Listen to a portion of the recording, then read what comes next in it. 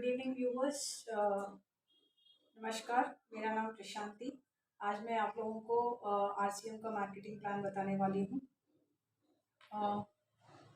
RCM marketing plan बताने से पहले मैं आप लोगों को कुछ बताना चाहती हूँ कि प्लान स्टार्ट करने से पहले आज तक हम लोग जो भी परचेज़ करते हैं, बाहर जो भी हम लोग अपना ग्रॉसरीज परचेज़ करते हैं वो मतलब जो भी हम लोग कमाई करते हैं, पहले तो हम लोग कमाते हैं, फिर खर्चा करते हैं, फिर उसके बाद में हम लोग बचत करते हैं।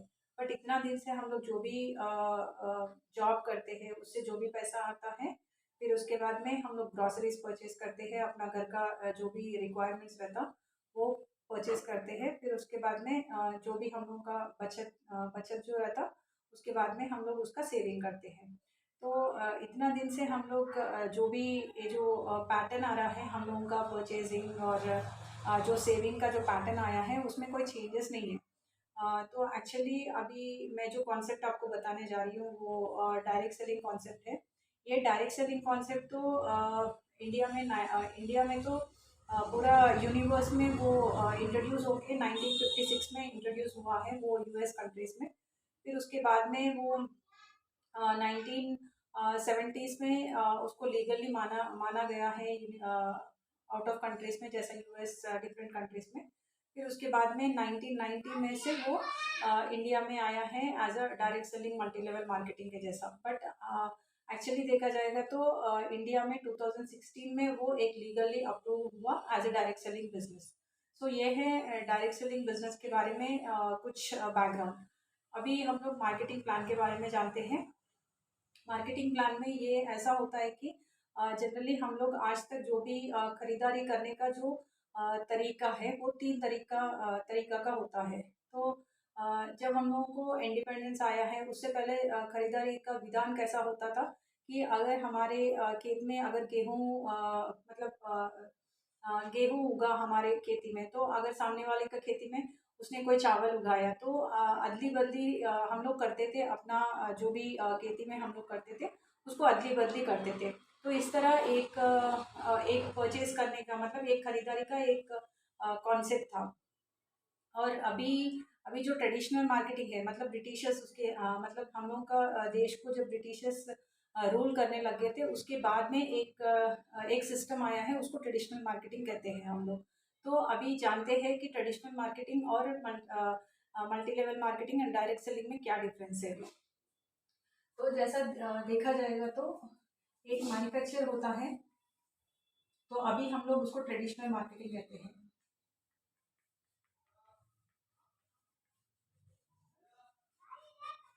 तो ट्रेडिशनल मार्केटिंग में मैन्युफैक्चरिंग होता है, वो मैन्युफैक्चरिंग सामान बनाने के बाद एक C&F एजेंट के पास देता है। फिर उसके बाद में एक डिस्ट्रीब्यूटर रहता है, फिर उसके बाद में एक होलसेलर रहता है, फिर उसके बाद में एक रिटेलर रहता है। रिटेलर के पास से ये हमारे कंज्यूमर तक आता है और इसके बीच में एक एडवर्टाइजमेंट एजेंसी भी होता है। तो इस तरह ट्रेडिशनल मार्केटिंग है।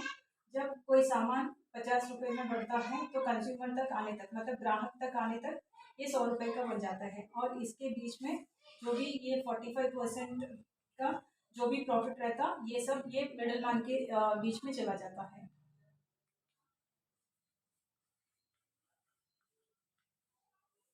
और डायरेक्ट सेलिंग कॉन्सेप्ट क्या है, यहाँ पे क्या होता, एक मैन्युफैक्चर रहता, फिर उसके बाद में ये डायरेक्ट कंज्यूमर तक आता। और इसमें जो 45% मिडिल मैन को जो जा रहा है वो 45% डायरेक्ट सेलिंग कंपनीज क्या करते हैं, एक कंज्यूमर के बीच में इसको डिस्ट्रीब्यूट कर देते हैं। इसको एक सिस्टमेटिक वे रहता, वो सिस्टमेटिक वे में कंज्यूमर को डिस्ट्रीब्यूट करता है। तो अभी जानते हैं कि जैसा आपने देखा है कि एक मैन्युफैक्चरर होता है, मैन्युफैक्चरर एक C&F एजेंट को देता है, क्योंकि डायरेक्ट मैन्युफैक्चर कभी मार्केटिंग नहीं करता कोई भी प्रोडक्ट का। तो वो क्या करता है, एक C&F एजेंट को प्रोडक्ट देता है, प्रोडक्ट देके उसको एडवर्टाइजिंग करने का जिम्मेदारी भी इसी को देता है। फिर वो C&F एजेंट एक डिस्ट्रीब्यूटर के पास जाता है, डिस्ट्रीब्यूटर एक होलसेलर के पास, फिर उसके बाद में रिटेलर मतलब जैसा हमारे एरियाज में जैसे छोटे छोटे कॉलोनीज में जो छोटे छोटे जनरल स्टोर्स होते हैं उसको रिटेलिंग कहते हैं। तो वहाँ से जाके हम लोग कलेक्ट करते हैं एज अ कंज्यूमर। बट देखा जाएगा तो ये पूरे मिडिल मैन का तो ज़रूरत नहीं है, क्योंकि एक मैन्युफैक्चर का ज़रूरत है और एक कंज्यूमर का ज़रूरत है। ये बीच वाले तो किसी का ज़रूरत नहीं है हम लोगों को, क्योंकि बनाने वाला रहना चाहिए और उसको यूज़ करने वाला रहना चाहिए। तो ये मिडिल मैन में जो भी ये प्रॉफिट चले जाता है, ये प्रॉफिट चले जाने की वजह से बहुत सारे इसमें हम लोग को जो गलती होने का चांसेस है। और मतलब मैन्युफैक्चरर तो प्रोडक्ट अच्छा ही बनाता है, फिर उसके बाद में ये जो मिडिल मैन्स रहते हैं, जब ये ट्रांसपोर्टेशन के थ्रू या ये जो चैनल है बीच में से आने का, तो इसकी वजह से यहाँ पे प्रोडक्ट गलती होने का चांसेस 100% है। फिर उसके बाद में ये डायरेक्ट सेलिंग कॉन्सेप्ट है। डायरेक्ट सेलिंग कॉन्सेप्ट में एक ही चीज़ है कि मैन्युफैक्चरर प्रोडक्ट बनाता है, फिर उसके बाद में कंज्यूमर डायरेक्ट आता है। तो इसमें कोई मिडिल मैन का तो चांसेस है नहीं, एंड एक्चुअली देखा जाएगा तो मिडिल मैन का ज़रूरत है ही नहीं। तो कंपनी डायरेक्ट सेलिंग कंपनीज क्या कहते हैं कि मैं प्रोडक्ट 100% क्वालिटी और ओरिजिनल प्रोडक्ट बनाऊंगा, फिर उसके बाद में ये ट्रांसपोर्टेशन करके आपका सिटी में लेके आने का जिम्मेदारी मेरा, और इसको जो भी है माउथ टू माउथ मार्केटिंग करने का जिम्मेदारी आपका। जैसा मैंने अब मेरा जिम्मेदारी है, मैंने एक क्वालिटी और ओरिजिनल प्रोडक्ट बनाया है, उसको आप यूज़ करके अपना हेल्थ बेनिफिट्स लेके आप अपने किसी को शेयर कर सकते हैं। तो वो शेयर करने का माध्यम जो है, जो मार्केटिंग का जो भी रिस्पॉन्सिबिलिटी है, जो इतने सेलिब्रिटीज़ के बीच में करोड़ों रुपए से वो लोग एडवर्टाइजिंग करते हैं, तो वो जिम्मेदारी हम ग्राहकों को कंपनी दे दिया है। दे के ये कहता है कि 45% जो भी प्रॉफिट है मैं आप लोगों के बीच में उसको डिस्ट्रीब्यूट करूंगा एक मार्केटिंग प्लान के हिसाब से। वो मैं आगे आपको बताऊंगा कि कैसे कंपनी 45% हम लोगों को डिस्ट्रीब्यूट करता है। तो ये आगे कंपनी का मतलब कॉन्सेप्ट है कि कैसे एक कैसा कॉन्सेप्ट है एक ट्रेडिशनल मार्केटिंग और डायरेक्ट सेलिंग में डिफरेंस क्या है। अभी आते हैं कंपनी का बैकग्राउंड। कंपनी का बैकग्राउंड ये है कि कंपनी का एक्चुअल नाम है फैशन शूटिंग्स प्राइवेट लिमिटेड। ये 1970 में भिलवाड़ा राजस्थान में एक टेक्सटाइल कंपनी है। ये टॉप 10 कंपनीज में वन ऑफ द कंपनी है। और इसका जो फाउंडर है वो मिस्टर त्रिलोकचंद चावड़ा जी हैं, जो एक मुख्य उद्देश्य से एक पॉजिटिव उद्देश्य से ये डायरेक्ट सेलिंग में उन्होंने कदम रखा है 2000 वर्ष में। तो 2000 वर्ष से ये डायरेक्ट सेलिंग में आया है। जब ये डायरेक्ट सेलिंग में आया है, ये एक ऐसा लौता कंपनी है जो सिर्फ एक टेक्सटाइल बिजनेस को लेके अपना डायरेक्ट सेलिंग बिजनेस में कदम रखा है। और ये 2000 वर्ष से लेके आज हम लोग 2022 में हैं। तो ये कंपनी ने ऑलरेडी 21 साल कंप्लीट किया है लास्ट नवंबर में। तो ऐसा एक ग्रोइंग कंपनी इंडियन कंपनी है, एक ग्रोइंग एंड इंडियन कंपनी है। तो ये हर साल अपना ग्रोथ है। इसको आप लोग अगर चाहें तो गूगल में सर्च कर सकते हैं कि आरसीएम का कैसा ग्रोथ है। तो आरसीएम का फुल फॉर्म है right concept of marketing. Right concept of marketing का मतलब है कि खरीदारी करने का सही तरीका। तो इस तरह 2000 वर्ष में ये डायरेक्ट सेलिंग में कदम रखा। उसके बाद में जब कंपनी ने स्टार्ट किया तो कंपनी के पास एक ही प्रोडक्ट था, सिर्फ एक पैंट और शर्ट का कपड़ा। फिर अभी कंपनी के पास के साल में 500 के ऊपर कपड़ा प्रोडक्ट्स हैं। जैसे हम लोग घरेलू जो घर पे यूज़ करते हैं, जैसे समझ लीजिए चाय पत्ती या आटा तेल वगैरह, ये सब सामान यहाँ पे मिलता है। जो हम लोग एक सुबह उठने के बाद जो पेस्ट से लेके रात को सोने तक एक चाहे हम लोगों का चादर होने दो, बेडशीट होने दो, इस तरह का पूरे प्रोडक्ट्स कंपनी में अभी अवेलेबल है। तो हम लोगों को कोई दूसरा जगह पे जाने का ज़रूरत नहीं है। हम लोगों को एक ही शेल्टर के अंडर सभी प्रोडक्ट्स मिलते हैं। तो इस तरह हम लोग को 500 से ऊपर प्रोडक्ट्स अवेलेबल हैं आरसीएम में।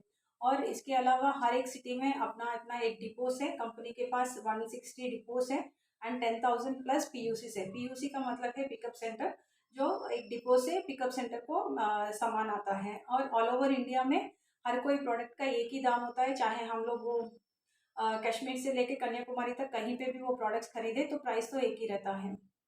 ये हो गया कंपनी का ब्रांड बैकग्राउंड। तो कंपनी का मेन उद्देश्य क्या है कि हम लोग स्वास्थ्य रक्षक प्रोडक्ट्स जो भी हैं कंपनी बनाती है, और हम लोग खुद इंडिपेंडेंट हो जाए अपना काम पे। तो ये कोई मतलब ये काम करने के लिए किसी को कोई डिग्रीज का ज़रूरत नहीं है, या कोई बहुत बड़ा पढ़ाई करने का ज़रूरत नहीं है। कोई एक कॉमन मैन भी इसमें काम कर सकता है। तो हम लोग पहले इसमें ज्वाइन कैसे होंगे और ज्वाइन करके इसमें क्या काम करना पड़ेगा, जो हम लोग अगर इसको एक जॉब की तरह देखेंगे तो इसमें क्या करना चाहिए, ये पहले जानेंगे हम लोग। तो इसमें ज्वाइन होने के लिए कंपनी ने कोई इन्वेस्टमेंट तो नहीं पूछता है, बट इतना हम लोग को इधर जमा करना पड़ता है कि कंपनी का वेबसाइट में या तो आपको जो भी ये वीडियो शेयर किया है आपका अपलाइन के माध्यम से आप उनको सबमिट कर सकते हैं और आपको एक आईडी क्रिएट हो जाता है। वो आपका एक मेंबरशिप आईडी के जैसा, जब भी आप कुछ सामान खरीदने जाते हैं तो ये नंबर आप अगर कोई भी पिकअप सेंटर में बताते हैं तो उसके ऊपर बिल होके आपको 10 to 20% का डिस्काउंट मिल जाता है।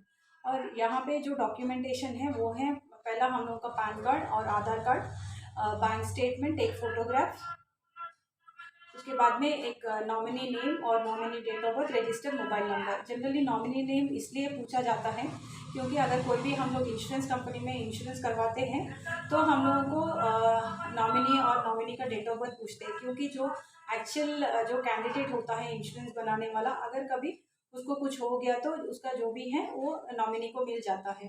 तो यहाँ पे हम लोगों को आरसीए में इतना सिक्योरिटी है कि अगर आज हम लोग एक बार इसमें जुड़ जाते हैं, जुड़ के 2 साल या 3 साल काम करते हैं, तो कुछ रीज़न की वजह से सडनली अगर जो भी वो कैंडिडेट है जो ज्वाइन होता है, चाहे वो फैमिली का मम्मी मतलब मदर होने दो, फादर होने दो, अगर उसका कभी कोई भी रीज़न की वजह से डेथ हो गया और इतना दिन जो भी उसने ये जो बिज़नेस स्टैंड अप किया है, मतलब बिज़नेस जो भी सेटअप किया है, समझ लीजिए एक एग्जाम्पल के तौर से उसके मम्मी ने या उसके पिताजी ने ये बिज़नेस को 1 लाख रुपए का इनकम आने तक करके सडनली उसका देहांत हो गया। फिर उसके बाद में जब उनका नॉमिनी उसका अगर बेटा रह गया तो जब उसका आगे का जो भी बिज़नेस चलेगा वो वहीं से लेके मतलब स्टार्ट होता है उनका, मतलब उनका बेटा को भी या बेटी को भी 1 लाख रुपए के इनकम से ही वहाँ से स्टार्ट होता है। तो ये बेनिफिट है और ये 7 जनरेशन तक ऐसा सिक्योरिटी वाला बिजनेस है जो आजकल हम लोग कोई भी बिजनेस में या कोई भी एम्प्लॉयमेंट में इतना अच्छा सिक्योरिटी नहीं है।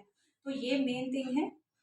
ये बिजनेस का स्पेशलिटी ये है कि इसमें हम लोग को बहुत सारे, जैसा हम लोग एक पर्सनालिटी डेवलपमेंट हमेशा रहता है और हमारा अपलाइन इतना हमारा साथ रहता है कि एक माँ बाप के जैसा हम लोग बच्चे अपने माँ बाप को जैसा हम लोग कदम कदम पे वो जैसा हम लोगों का साथ देता है, उस तरह हम लोग का अपलाइन हमारा साथ देता है जब तक हम लोग इंडिपेंडेंट ना हो जाए ये बिजनेस में, वो तब तक और उसके बाद में भी वो हमारा साथ रहता है। तो इस तरह हम लोग कंपनी में ये सब कुछ जमा करके या केवाईसी फॉर्म्स भर के अपलोड करेंगे तो हम लोग का आईडी क्रिएट हो जाता है।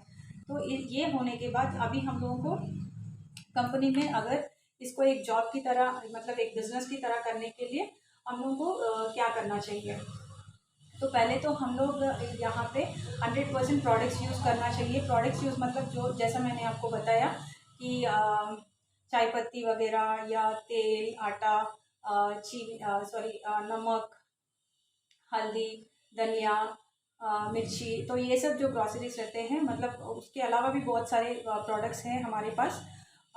तो ये सब हम लोग 100% प्रोडक्ट यूज़र बनना चाहिए। फिर उसके बाद में हम लोगों को क्या जनरली हम लोग के घर में किसी का शादी अगर होता है या कुछ फंक्शन होते हैं तो हम लोग क्या करते हैं, एक लिस्ट पहले बना लेते हैं क्योंकि कोई छूटे ना, मतलब हम लोग को कहीं रास्ते में अगर कोई मिल गया तो हम लोग को बाद में पूछेंगे कि अरे भाई आपका घर में शादी हुआ है और हम लोग को इनवाइट नहीं किया। तो इस तरह अगर हम लोग कल कामयाब हो गए, 100% होंगे, बट अगर इसमें कामयाब होने के बाद हम लोग को हमारे रिश्तेदार खुद पूछेंगे कि तुम कितना मतलब सेल्फिश हो कि हमको इतना अच्छा अपॉर्चुनिटी आपने हमको बताया नहीं। तो इसीलिए हम लोग क्या करेंगे, पहले अपना लिस्ट बनाएंगे। लिस्ट बना के हमारे रिश्तेदार, हमारे फ्रेंड्स, जैसे हम लोग अपना अगर कोई घर में शादी हुआ या कोई फंक्शन हुआ तो कैसे किसी को नाम मिस करते हुए सबको बुलाते हैं, उसी तरह हम लोग सबको ये बताएंगे कि हम लोग आज मेरे को इस तरह का अपॉर्चुनिटी मिला जिससे हम लोग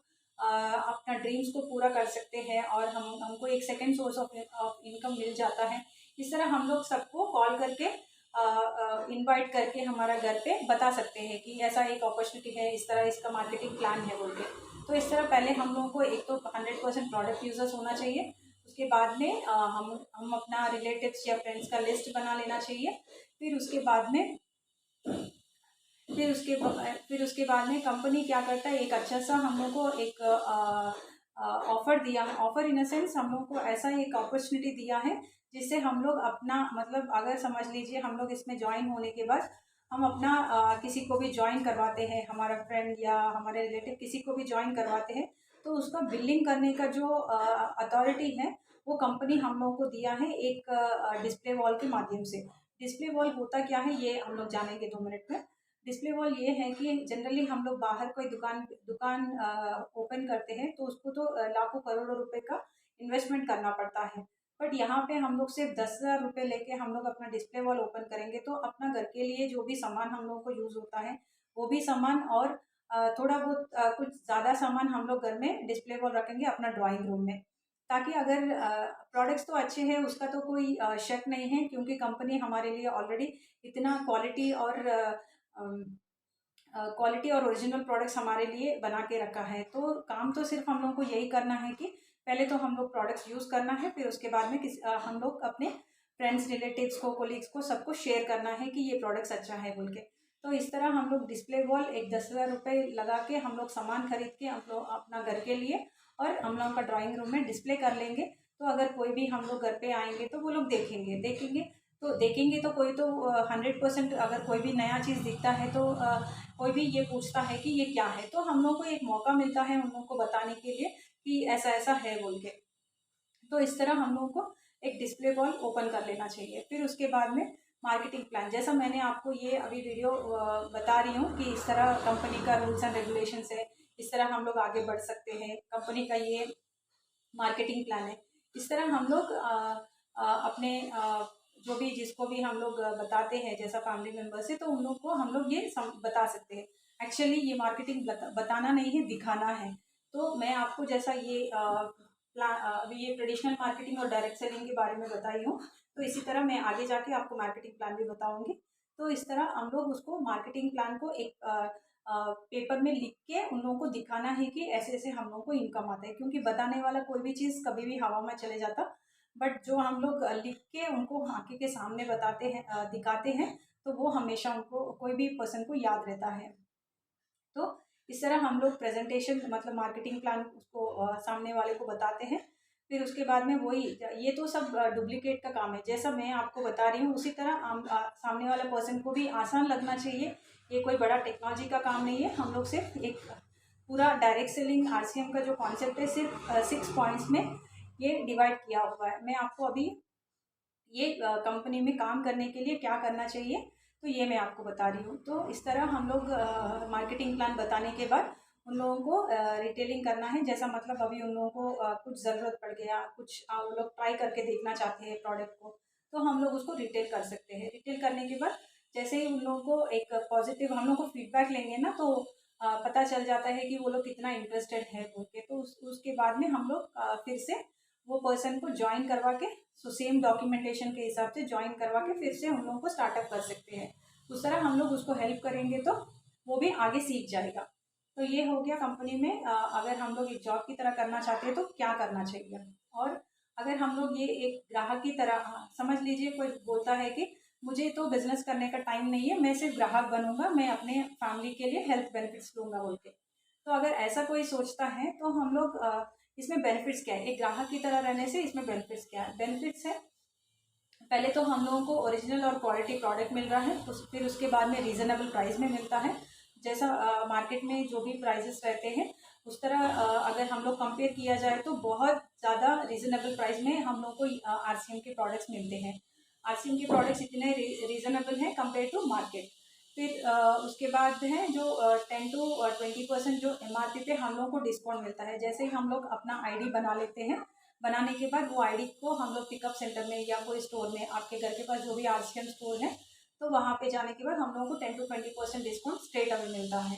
उसके अलावा 10 to 32% ऑफ जो इंसेंटिव रहता वो हम लोगों को हर महीना कमीशन में आता है। जनरली डायरेक्ट सेलिंग में क्या होता है कि अगर कोई भी प्रोडक्ट, हर कोई प्रोडक्ट को ना बिजनेस वॉल्यूम के हिसाब से मेजर करते हैं, मतलब हम लोगों को इनकम भी बिजनेस वॉल्यूम से ही जनरेट होता है। तो अगर कोई बिजनेस करना चाहे, एक तो ऑप्शन है हम लोग को डिस्प्ले वॉल का, जिससे हम लोग बिजनेस का शुरुआत कर सकते हैं। और अगर किसी के पास 10,000 का इन्वेस्टमेंट नहीं है, अगर 10,000 रुपये भी हम लोग इन्वेस्ट नहीं कर सकते हैं, तो हम लोग एक महीने में 5,000 बिजनेस वॉल्यूम का अगर सामान खरीद लेते हैं, तो जनरली अगर कोई 4 जन का फैमिली है तो उनके घर में तो 3,000 रुपये का तो सामान लग ही जाता है हर महीने के लिए। तो समझ लीजिए 3,000 रुपये की जगह हम लोग और एक महीने का अगर सामान ले लिए तो हम लोग अपना ड्राइंग रूम में रख के किसी को शेयर कर सकते हैं। तो मतलब 10,000 से ना सही कम से कम 5,000 से तो इसका शुरुआत हम लोग 100% कर सकते हैं। तो 5,000 का बिजनेस वॉल्यूम अगर हम लोग कर लेंगे तो उसके बाद में इनकम स्टार्ट होगा। तो 5,000 बीवी को हम लोग को 12% का कमीशन आता है, वो हुआ 600 रुपये। तो अगर इस तरह हम लोग हर महीना कुछ बिजनेस ना करते हुए भी 12 महीना अगर 600 रुपये भी अगर हम लोग सेव कर लिए तो आप अंदाज़ा लगा सकते हैं कि हम लोग एक साल में कितना उसका बेनिफिट ले सकते हैं। इतने साल से हम लोग ट्रेडिशनल मार्केटिंग में खरीदारी करते हैं, बट आज तक हम लोग को कोई बेनिफिट मार्केट से आता नहीं है। और कंपनी का और एक सहूलियत ये है कि अगर हम लोग कंपनी से 6 महीने तक रेगुलरली सामान लेते रहेंगे, समझ लीजिए आज ये जनवरी मंथ में हमने 5,000 बीवी का सामान ले लिया है और इसी तरह जून तक हम लोग 5,000 बीवी का सामान लेते रहेंगे हर महीना ऐसा 6 महीना लेते रहेंगे तो 7वां महीना कंपनी हम लोग को 5,000 रुपये का मतलब 5,000 बीवी का हमने सामान लिया है तो 7वां महीना कंपनी हम लोग को 5,000 रुपये का सामान जो भी है हम लोग को फ्री में देता है। ऐसा आज तक कभी आपने सुना है कि ट्रेडिशनल मार्केटिंग वाले हम लोगों को ऐसा कुछ फ्री देते हुए? शायद नहीं। तो इस तरह हम लोगों को कंपनी के पास से या बिजनेस वॉल्यूम के हिसाब से 10 to 32% ऑफ इंसेंटिव जो है हमारा बैंक में डालता है। और ये तो हुआ एक ग्राहक की तरह हम लोग रहने से हम लोग को कंपनी से क्या बेनिफिट मिलता। अभी हुआ अगर हम लोग इसमें जॉब मतलब एक बिजनेस करेंगे, आज से हम बिजनेस करेंगे तो हम लोग को क्या क्या बेनिफिट्स मिलता। एक तो हम लोगों को परफॉर्मेंस पहला 3 टाइप ऑफ इनकम रहता है यहाँ पे। एक है परफॉर्मेंस बोनस, एक है रॉयल्टी बोनस और टेक्निकल बोनस।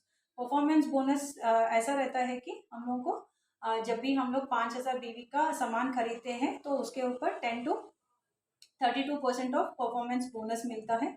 उसके अलावा 3% से 8% तक रॉयल्टी बोनस मिलता है और 1% से लेकर 5% तक हम लोग को टेक्निकल बोनस मिलता है। ये हुआ है अगर हम लोग एक बिजनेसमैन की तरह इसमें शामिल हो जाएंगे तो हम लोग को एक एक लेवल पे इस तरह का इनकम मिलते रहेगा। और अभी हर कोई एक स्लैब रहता है कंपनी का, हम लोगों को कितना बिजनेस वॉल्यूम करेंगे। मैं तो अभी यहाँ पे आपको रुपए के हिसाब से बात नहीं करूँगी। तो कंपनी सिर्फ बिजनेस वॉल्यूम के ऊपर ही हम लोगों को इनकम देते हैं। तो अभी हम देखते हैं कि कंपनी का स्लैब क्या है।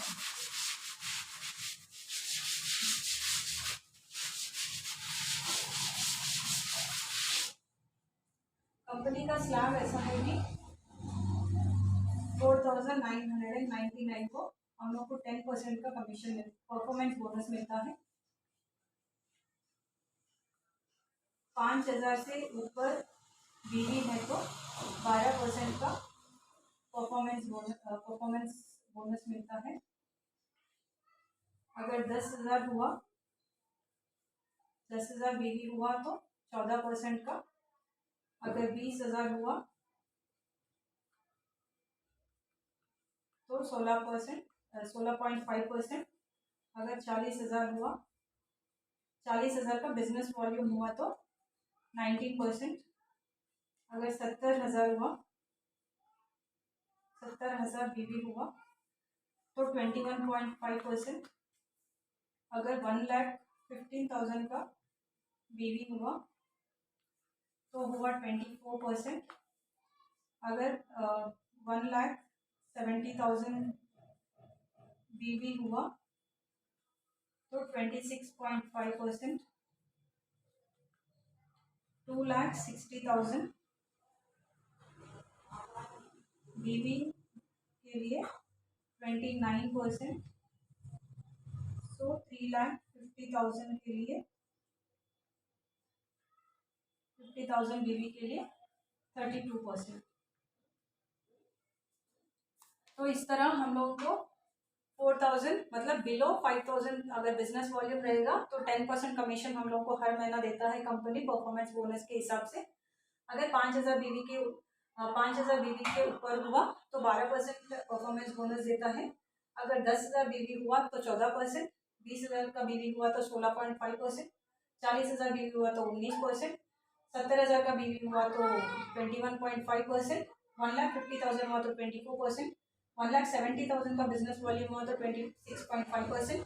2,60,000 बीवी हुआ तो 29%, 3,50,000 हुआ तो 32%। तो इस तरह हम लोगों को जो भी स्लैब के हिसाब से हम लोगों का बिजनेस होते रहता, इस तरह हम लोगों को कंपनी अपना परफॉर्मेंस बोनस हम लोगों को शेयर करेगा। ये हुआ कंपनी का परफॉर्मेंस बोनस का स्लैब है। अभी हम लोग मार्केटिंग प्लान के बारे में देखेंगे। तो मार्केटिंग प्लान कैसा होता है, जैसे मैंने आपको बताया, पहला हम हैं जो हम लोग आज हाँ ये महीने के लिए हमारे घर के लिए 5,000 बीवी का सामान ले लिया। एक्चुअली 5,000 बीवी का सामान ले लिए तो हम लोग को कितना परसेंट का कमीशन आना चाहिए, 12%। वो 12% कितना होता, 600 रुपये होता। ये तो अच्छी बात है, इसको हम लोग 1 बोल के रखेंगे। अभी हुआ हम लोगों के अंडर किसी हम लोग को 2 जन को ज्वाइन किया है। समझ लीजिए ये हमारा फैमिली मेंबर है, ये हमारा कोई फ्रेंड है।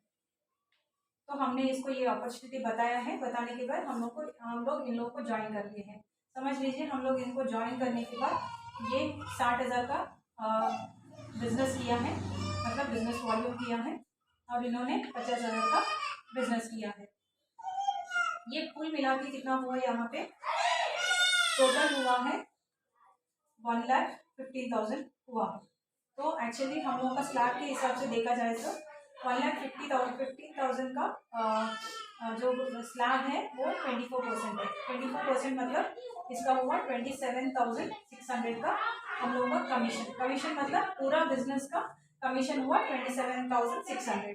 तो इसमें से ये तो पूरा तीनों का मिला के इतना 1,15,000 हुआ है, उसके हिसाब से स्लैब 24% है, उसका कमीशन है 27,600। तो इसमें से पहले तो हम लोग 60,000 का कितना स्लैब में आता है, 60,000 का हिसाब से स्लैब कितना है 19% कमीशन, तो इसमें हुआ 11,400 रुपीज़। अगर आप कैलकुलेट करेंगे तो 60,000 का 19% निकालेंगे तो 11,400। वैसे ही अगर 50,000 का स्लैब 50,000 का भी स्लैब होता है 19%, तो 19% कमीशन कितना हुआ 9,500। ये हुआ 9,500। अभी हम लोग इसको ऐड कर लेंगे, ये हुआ 20,900। तो अभी एक्चुअल देखा जाएगा तो ये दोनों का मिला के जो कमीशन हुआ है 20,900। तो पहले कुल मिला के कितना हुआ 27,600।